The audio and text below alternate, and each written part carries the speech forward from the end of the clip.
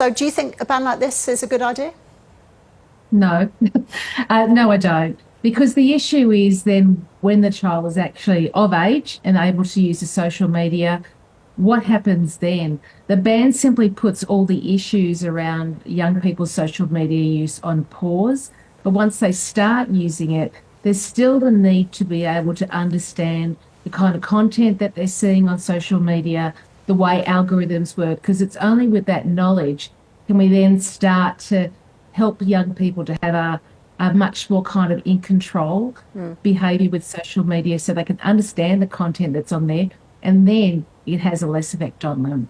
And just sticking on the ban for now then, Joanne, kids are experts at technology, often better at it than their parents are, aren't they? So is it likely that even if a ban were to be put in place, that they'd find a back door into getting social media apps, using them? That's right. I think so.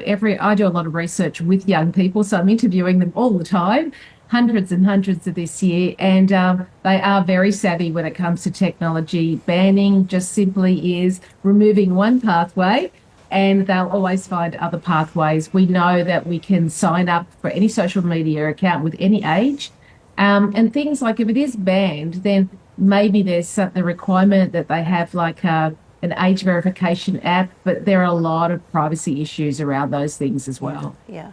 So in speaking to so many young people, what's their message on this? Do they see social media as being absolutely necessary, but do they find it disturbing at the same time? Yeah, they do. There's a lot of content on there that is very disturbing for them. They are aware of some kind of damaging content, but not all of them. I find what they're not necessarily aware of, and where I think is the most damage for social media, is they get in this echo chamber and they keep getting fed the same kind of content.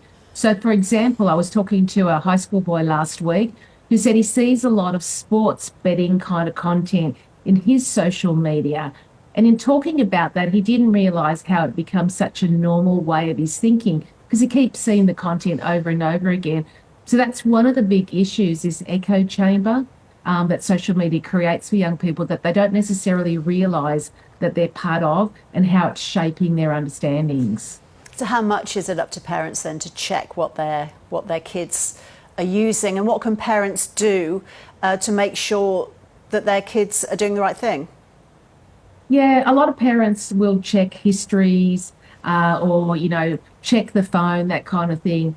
But while that might keep them safe to a certain degree, I have to say that checking isn't teaching and it isn't parenting. We actually have to show young people how social media works, how the algorithms work, and how it impacts them. And if we don't know ourselves, we really need to step up on it too, because it's impacting us as well. So I really urge parents to have lots and lots of conversations about what you're seeing in your feed, what they're seeing in their feed, and make the comparisons and help to create a great awareness of it. So you're an expert in this area, Joanne, as well as being a parent yourself. Other than a ban, what other practical measures could be put in place to protect kids from the worst of social media content? That's right. So we always think of ban and it's the most extreme measure, but it's also the most difficult one to enforce, and it's just a temporary measure. So with parents, I think it's really important that you really open up the lines of communication, not just waiting till they're 15 and when, issues might arise, but starting it well early, well before they get their first mobile phone, and continue those conversations and make it just a daily thing. It's not a one-off conversation or twice in their adolescence. It is a daily thing because social media platforms keep changing as well.